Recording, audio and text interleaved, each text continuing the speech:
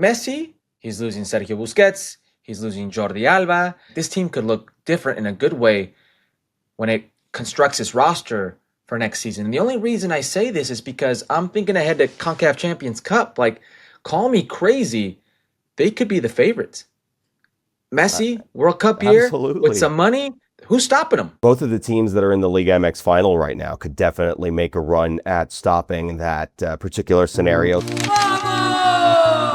This is Vamos, presented by Michelob Ultra Superior Light Beer, and I'm your host, Hercules Gomez. This week on Vamos, I have the privilege, the honor, the pleasure of introducing you visually to one of our most recurring guests. He's part of the family now, Eric Gomez of ESPN Deportes, ESPN.com. Welcome to the new version of your home, Vamos. How you doing, Eric? Hey, the studio's looking great, by the way, so kudos on that. Eric is our experto on all things Mexican football, and after the World Cup draw, I thought to myself, I need somebody to come and help break down Mexico and all things Mexico in their group and beyond. How are you feeling about the 2026 draw? Is there anything that maybe stood out to you that surprised you, Eric? First and foremost, I think the draw itself was less confusing than they made it out to be prior to it. I remember being handed, well, not handed, but downloading the PDF with the official rules and regulations for the draw itself, and thought to myself, this is going to be crazier than 1994 when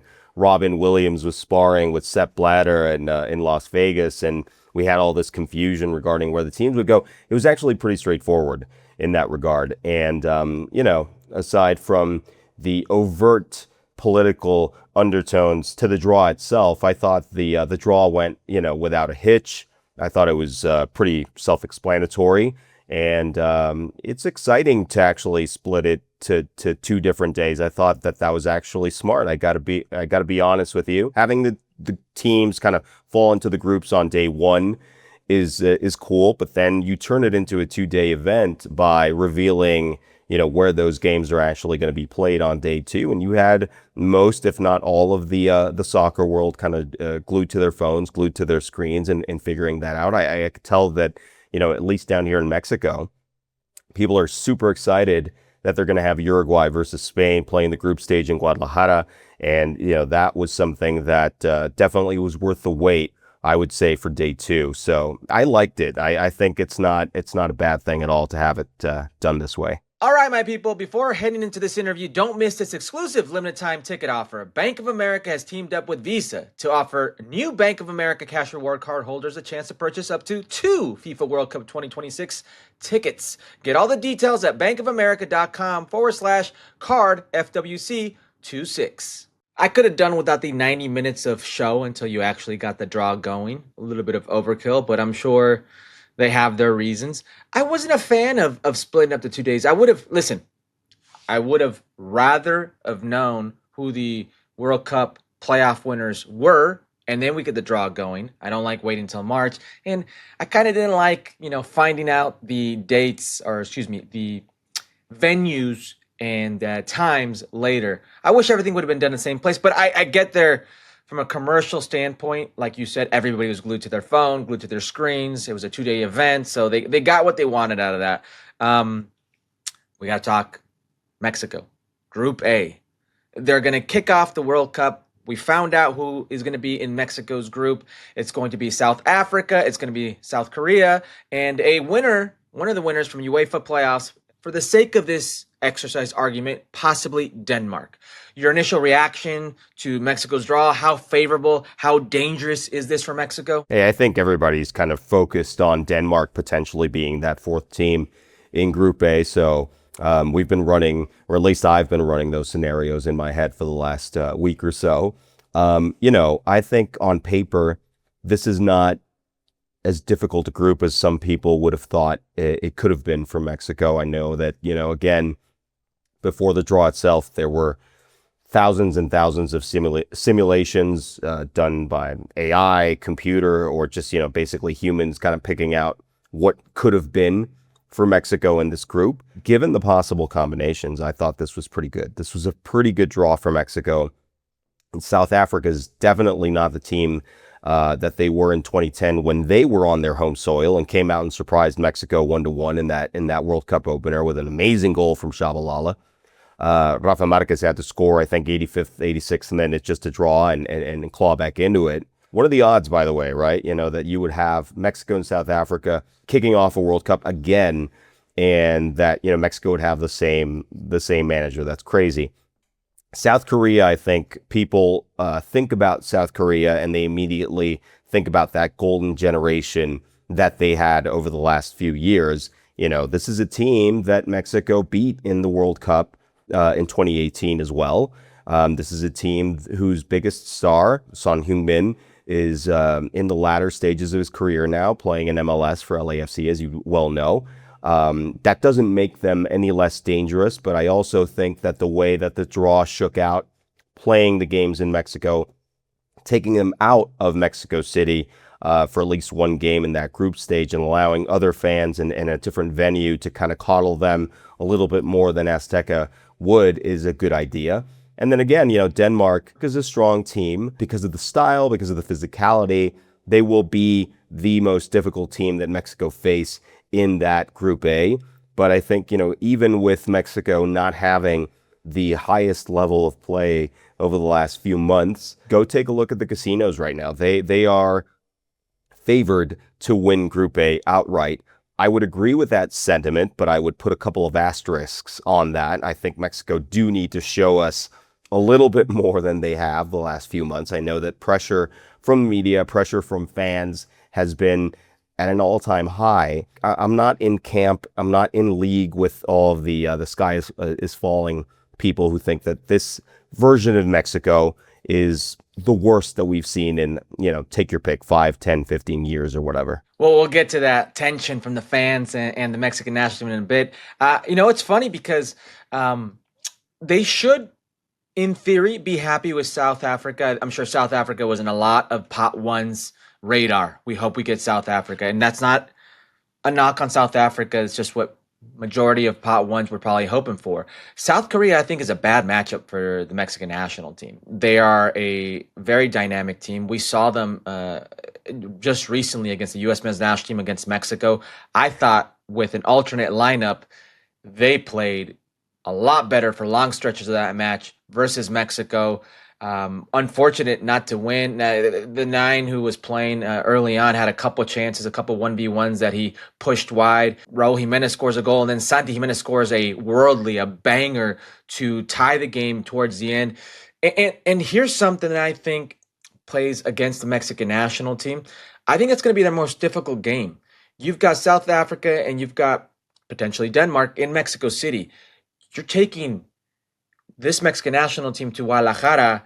You no longer have that advantage of Estadio Azteca, the altitude, and we'll get into all that Estadio Azteca and that home field entails.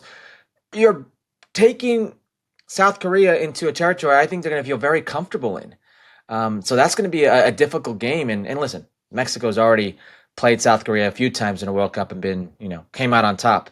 2018 was one of those. And then you also had back in 1998. So they have experience of playing against the South Korean national team. I just think this South Korean team is a bit dangerous in how they play and how vertical they can be. So that's going to be a difficult one. I've played in Estadio Azteca. You've covered many games in Estadio Azteca. The altitude is no joke, Eric. The altitude is no joke. The smog, pollution factor, the sun beating down on you. Mexico has since changed how they play teams in their World Cup qualifying, but they used to play afternoon games in that sun, with that pollution, with that altitude. And it is a crazy, crazy factor. How much of an advantage will this be? Think about it. We're going back to that with this opening matchup against South Africa. That game is at 1 p.m. local time. Oh, so wow, yeah. You know what it's like to play at Azteca at that point of the day when the sun is basically on top of you, and not just the sun, you mentioned it, the altitude, the smog, and 80 to 90,000 fans kind of, just being absolutely as loud as they possibly can. It is a daunting environment for any team, but I would argue that a lot of the players, and not just the ones who are currently in Europe, but a lot of the Liga MX players who will invariably make this squad, have kind of grown unaccustomed to playing at Azteca over the last few years. for a multitude of reasons, not just the construction that's going on to make sure that the stadium is ready for the World Cup. That could also prove to be kind of a slight disadvantage, where an advantage would be expected for Mexico. But at the end of the day, you have this absolute fortress of a stadium that you have to take advantage of. I know that the game against South Korea, which will be played in Guadalajara, will be played under much friendlier conditions for, a higher level of play. It's 7 p.m. Guadalajara is a very, very hot city, mind you, but 7 p.m. is way better than playing at noon.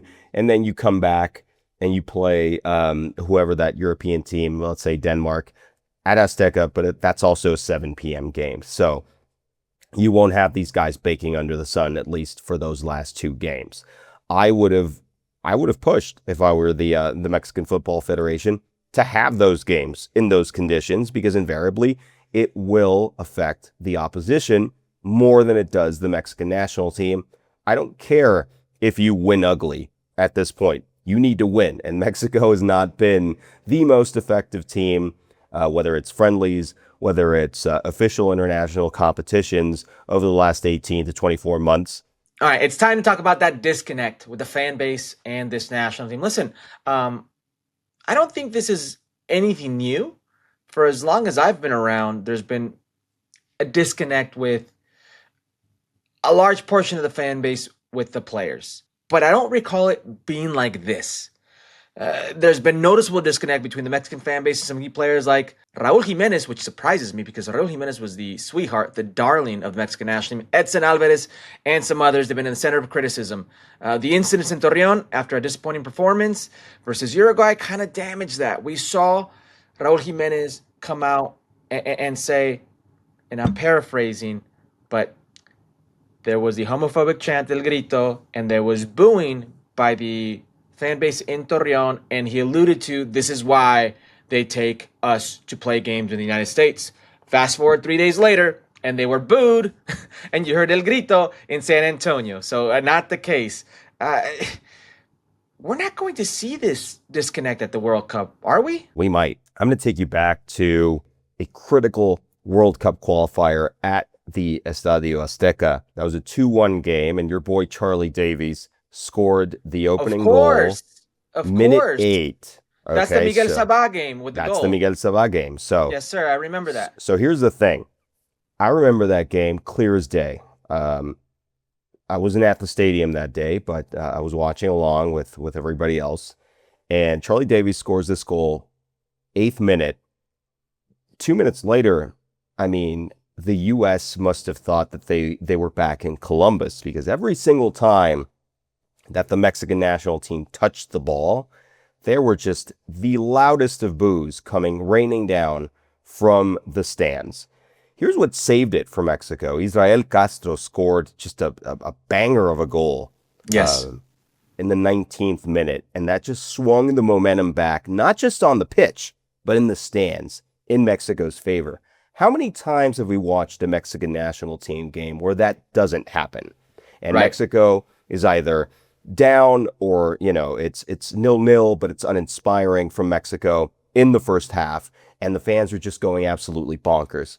Miguel Sabah, when he scored that goal, a lot of people, that was the 81st minute, but Mexico were knocking on the door, and they were basically driving the U.S. back. So that's a fantastic example of what that fandom and what that stadium can do for you if you play your cards right as the Mexican national team. But those players know that when they go out there next June against South Africa, it's going to be just an amazing, just a love fest for the first 5 minutes after we get through the initial inauguration ceremonies and they sing the national anthem, and everybody's going to be talking about how crazy it is to have 80,000 people singing that anthem at the same time. If Mexico don't come out there ready to go, you could have a very similar scenario, and any smart manager, any smart opposing team will take advantage of that. So it could be South Africa, it could be Denmark. We know that, again, South Korea, they're going to be playing in Guadalajara.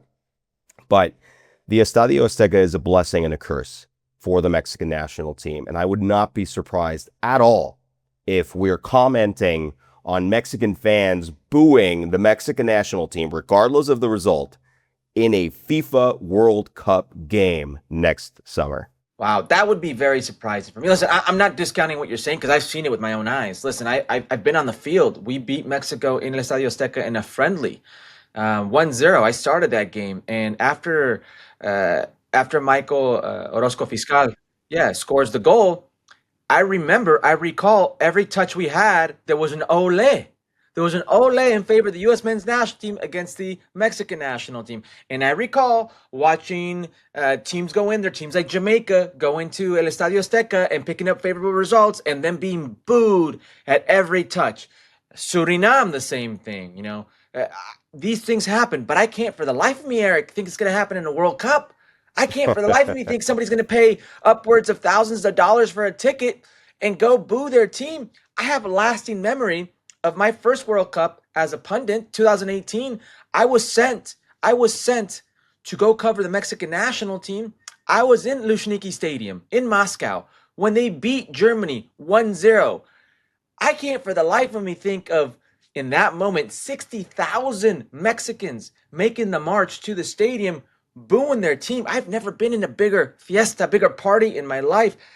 I have to imagine the fan that goes and watches their national team play in a World Cup, in a home World Cup, won't give the world that image. Like, maybe it's like hopeful thinking, but I can't imagine that's gonna happen. That would blow my mind. All right, we gotta talk. I don't know if it's la maldición of el quinto partido, but we got to talk about el quinto partido. The historic fifth game, quarterfinal game that Mexico has never gotten to. I guess we got to say now it's el sexto partido, but in this current format, that's been an obsession of getting to the quarterfinal, getting to that quinto partido. Now it'll be a sexto partido. They've never reached a quarterfinal on foreign soil. I guess my simple question is, why is this barrier existed for so long? Why have they not been able to get over the hump? Because we've seen teams, a Costa Rica, a United States men's national team, a South Korea, a Sweden. We've seen teams, Turkey. We've seen teams get over this barrier. Why hasn't Mexico been able to? It's a combination of things. I think you can point to luck and game management in certain situations. So 2014 would be a perfect example for that, with that particular team led by Miguel Herrera going up on the Netherlands 1-0 and then, essentially parking the bus with 30 minutes left and Herrera making some questionable subs. And then obviously, that crescendos with the no era penal situation that essentially eliminates Mexico from competition. I believe Hector Moreno fractures his foot as well. Giovanni Dos Santos comes out after he scores a goal. That's what you're referring? That's what I'm referring to, yes. Other games were bad matchups for Mexico. 2010 is a perfect example. That Argentina team was far superior to Mexico, but they also had help from the referees because there was a goal there that should have been called back by Carlitos Tevez. 2018, you go up against Brazil. Brazil is trying to essentially, make their mark with that current generation of players that they had at that time, led by Neymar. That was not a good game. Mexico were carrying a very unfavorable result against Sweden because the master of rotation, Juan Carlos Osorio, did not rotate his lineup for that game, right? So what I want to focus on real quick is the off the pitch stuff, the psychology of this. And I think it's not a small thing. Mexico, we've talked about the enormous amount of pressure, the burden that exists for them as a team that is beloved by 170, 180 million people, if you count, not just folks in Mexico, but abroad, Mexican Americans and Mexicans living around the world. This is a team that, for whatever reason, has oscillated in the mind's eye of the public from complete adoration to a very cynical view of what this team is capable of doing. There was this very raw sentiment behind Mexico, 60s, 70s, 80s, in through the 90s, in which the relative, we didn't have the internet. We didn't know exactly how good other teams were. So there was this hope, this sort of blind hope that Mexico could break through and become the team that everybody thought that they could be. You couple that with players like Hugo Sanchez breaking through, like Rafa Marquez later on, the teams in the 90s that were mostly Liga MX based, but were very, very talented, Ramon Ramirez, Claudio Suarez, Luis Hernandez, what have you. Those teams inspired hope. I think there is overanalysis nowadays with the internet and social media and people kind of finding their tribes online. There is an overall pessimism that has taken hold of the Mexican media. We live in a time where, I don't need to tell anybody watching this podcast that absolutely every little thing on the internet is polarized or can be polarized. So you're either on one extreme or you're on the other extreme. It seems like the Mexican national team is no exception. And most people have taken to bashing the Mexican national team as a default. So I think that amount of pressure, coupled with the types of displays that we've seen from fans in stadium, going back to your earlier point, talking about Raul Jimenez and Edson Alvarez, calling out the fans for the first time in God knows how long, that has created a very negative atmosphere for these players who are now feeling like they are not receiving the amount of support that previous generations got from media and fans. So it weighs on them. Now, those guys are professionals. They get paid a lot of money. They should be able to navigate through that, but they're only human. And there's a difference from what you said earlier. Playing in Russia, playing in Brazil, playing in Qatar.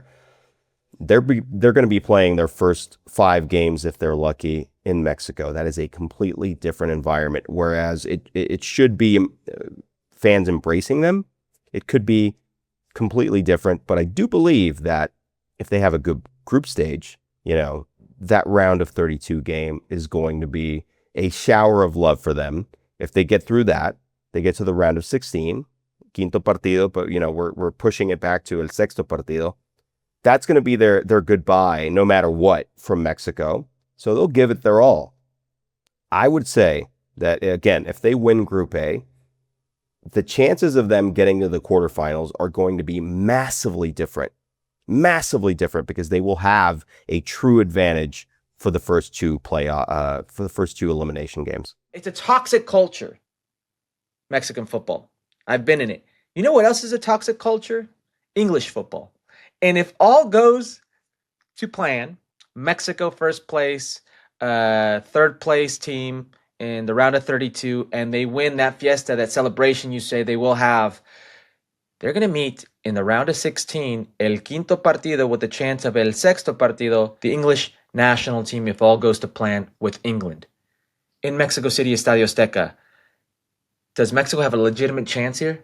Yeah, again, I led up to that. This is a fantastic team. I think, England is very, as you said, very similar in the way that they view their national team. They go to the absolute of extremes with how they view that team's chances in Great Britain and specifically in England. Make no mistake, England is going to be a very, very strong team. But again, if Mexico are able to handle their business and they're able to kind of put these early initial issues with their fans behind them, really truly get the country believing that this could be a special summer, a special tournament for Mexico, that completely flips the switch to what we're talking about when it comes to Azteca and when it comes to the support. I tend to think that now we're going into straight tactics.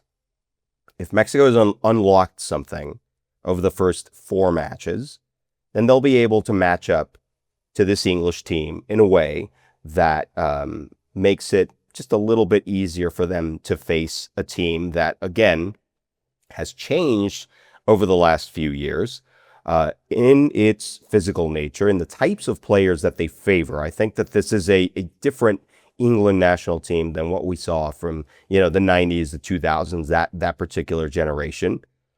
Even then, you're going to be facing off against some of the best players in the world. Jude Bellingham was at Real Madrid, and some of the best Premier League Kane, forwards. It's going to be a doozy, right? So, do they have a puncher's chance in that game potentially? Absolutely, they do. But Would they have a better chance of playing that game anywhere else? No. This is the absolute best scenario for Mexico to play that game. But will they be favored? No, they probably will not be favored. So this goes back to your earlier question. Mexicans are also very self-loathing, yes, but they're also very funny in that self-loathing, and they'll be able to kind of turn around on a dime.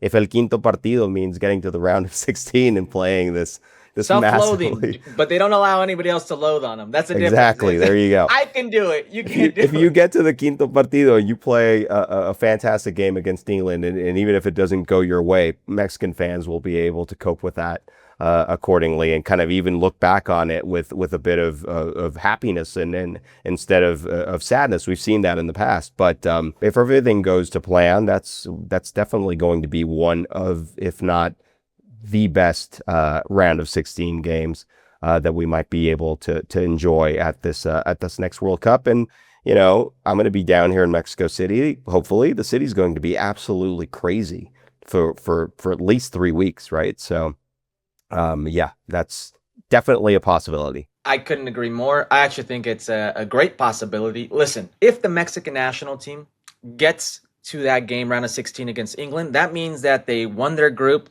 and took care of that round of 32 team. You know what the fan base is going to be like? They're going to be flying. They're going to be buzzing. The whole country is going to be supporting Mexico. And let me really quickly, briefly tell you England's route. Okay, England's going to go Croatia, not an easy game, in Dallas, in Arlington. Then they're going to go against Ghana, not an easy game, in Boston, in Foxborough. And they're going to go against Panama, probably a manageable game, but in New Jersey. You know what that round of 32 game is going to be? It's going to be in Atlanta. And then right after that game, 4 days later, they're going to have to go to Mexico City, and they'll be in Mexico City for a couple of days. You're not getting acclimated to the altitude, to the smog in a couple of days. It's going to be a shock to the system. And like you said, Eric, if the Mexican national team ever had a chance of el quinto, now sexto partido, it's this game in front of your people in Estadio Azteca against what I think could be an English national team that's not going to know what hit them. They could be gassed. They could be gassed. Oh my goodness. If you don't, and with tons of pressure, because we know how toxic their football can be. So if you don't think the climate can be a benefit to teams, then why does Bolivia have such a great record in La Paz? Why do teams, the world champions like Argentina, struggle to play there? Why are they massive favorites when they play there? Because it's an ultimate leveler. That's what it is. So I could not agree more. I think they've got a legitimate chance, more than a puncher's chance here, if things go to plan and they get there against England. I'm a betting man. I'd love to see the odds there because your boy might partake in some of the action. You saw it in 2010 when the U.S. faced off against England in group play. I mean, they were expecting to just kind of waltz through that group. I think it was Slovenia as well and Algeria with the U.S. There was that famous The Sun newspaper cover that spelled out easy, right? Because it was England, Algeria, Slovenia, and then Yanks. Yanks. And then I have a picture of that. You guys took them to task. So if there's anybody who could be accused of being overconfident and then shot down, it's definitely England.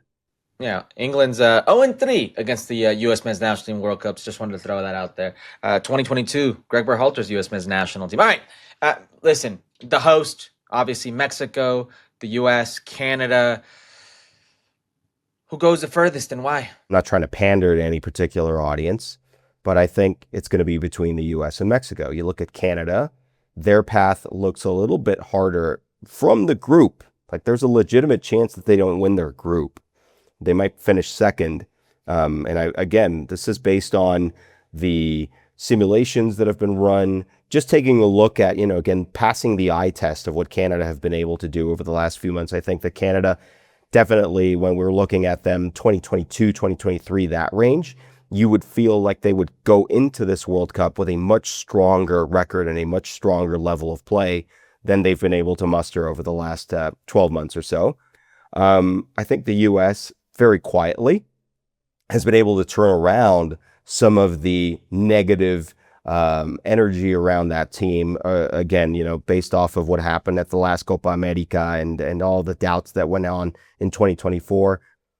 I think Pochettino has done a very, very good job of kind of molding his team to what he's trying to do.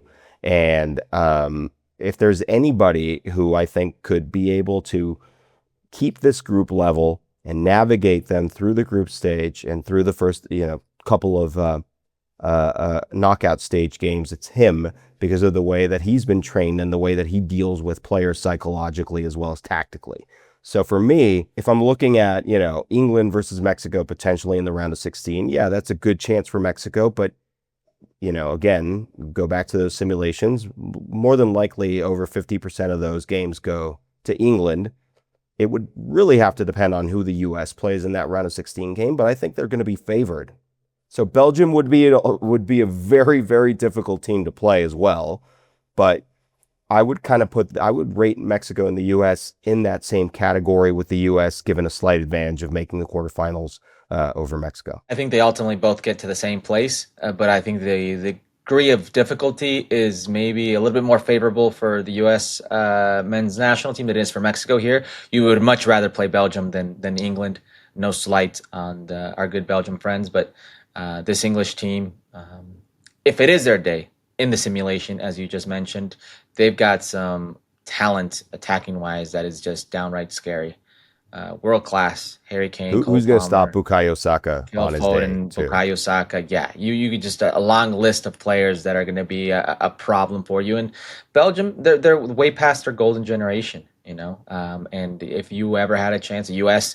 with that golden generation took them to overtime in the 2014 World Cup. So I'd give the slight advantage there to the U.S. men's national team. I got to get your thoughts on MLS Cup, but more importantly, I'm curious if the presence of Messi in MLS Cup, this last MLS Cup 2025, if from a global standpoint, you think that's changed the perception of the league. Well, first and foremost, I think it was very important for MLS to be able to make the game available for a wider audience, not just in the U.S. and Canada, but they did so around the world. In Mexico, for instance, it was on TNT, and people were able to watch that game. I get all the emails and all the communications from MLS. I know that they were able to do so for most of Europe and most of the South America and the rest of the world. So that's a huge thing, right? They were hidden behind that Apple paywall for so long that I think it kind of killed a little bit of the momentum that they could have had with Lionel Messi being brought to a wider audience and playing in those bright pink uniforms in Miami.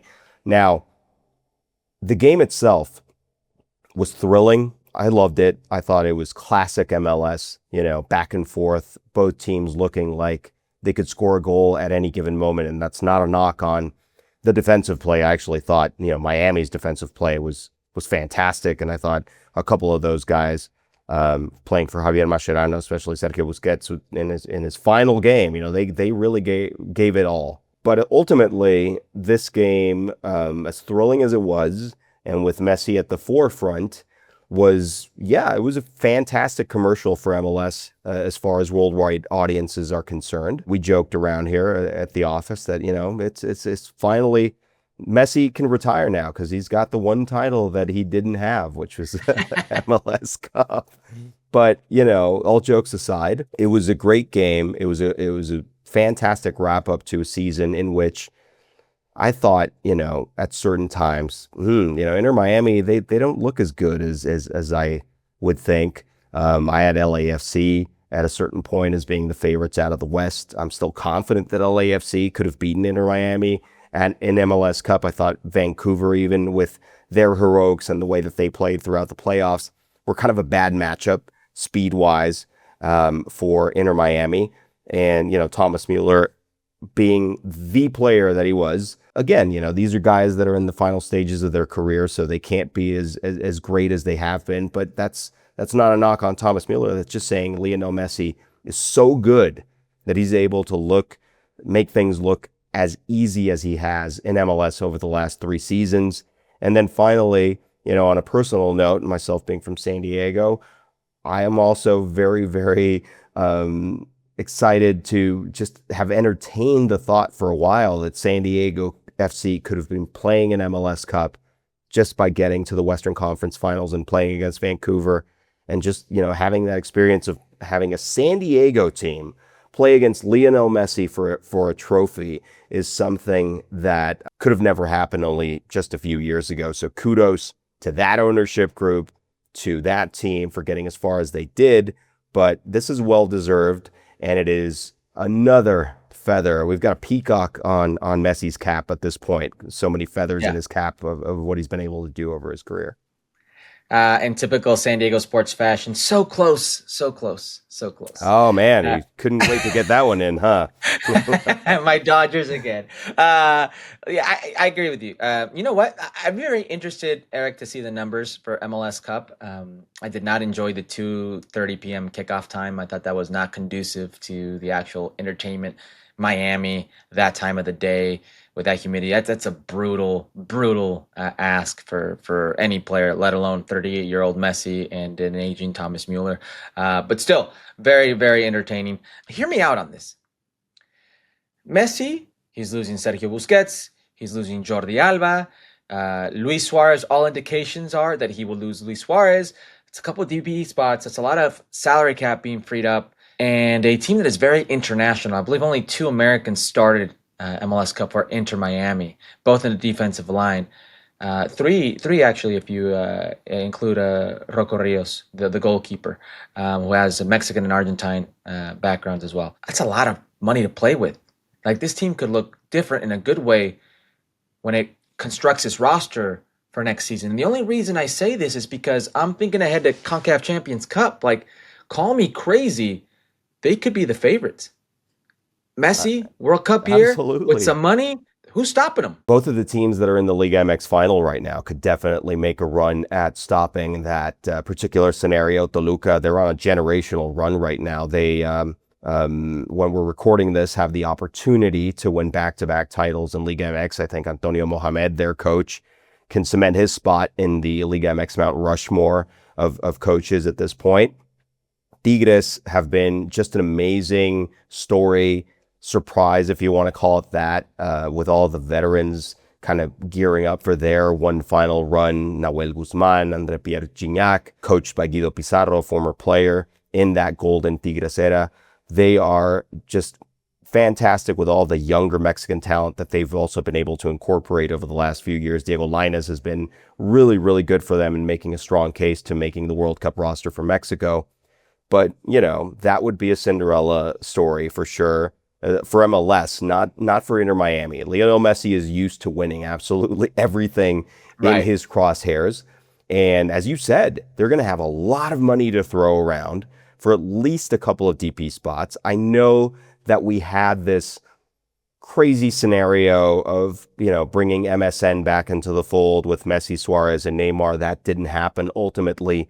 But I could see David Beckham and Jorge Mas and even Lionel Messi kind of butting heads and saying, all right, who do we bring in to really kind of make this team as strong as it can be for next year and for those international competitions? It would be the first time, as you know, that, MLS outside of the Seattle Sounders would win the Concacaf Champions Cup since, I think, 2001.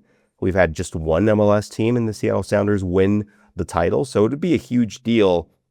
And it would, again, there are so many storylines attached to that because Messi has had such a strange relationship with Mexico and with Mexican fans. I think he would be thrilled to have the opportunity to beat a Mexican team in a hypothetical CONCACAF Champions Cup final and basically be able to flex on them as he did when he played, who did he play? Cruz Azul, Club I think, or America. Club America, then in that friendly, and he just essentially Yes, in flashed Las Vegas. flash the fingers and say, hey, I've got titles, your country doesn't have titles. So that's the Yeah. thing. I think that would be fantastic, and it'd be great for CONCACAF, great for MLS, and ultimately great for Liga MX, who are building this relationship and trying to build profit margins off of that rivalry with MLS. Wrapping up this interview, I want to remind you not to miss this exclusive offer, limited time ticket offer. Bank of America has teamed up with Visa to offer Bank of America Cash Rewards cardholders a chance to purchase up to 2 FIFA World Cup tickets. Get the details at bankofamerica.com/card FWC26. I could not agree more, my friend. It'd be epic to see Liga MX versus Inter Miami in a CONCACAF Champions Cup final. Epic proportions. Who will it be? Which Liga MX team will it be? Eric Gomez, my man, ESPN Deportes, ESPN.com, always doing good work. Thank you for being here, being nuestro experto here on Vamos. I appreciate your time. Oh, you guys are fantastic. Any time, and I promise next time I won't have this 3-day cold. Get better, my man.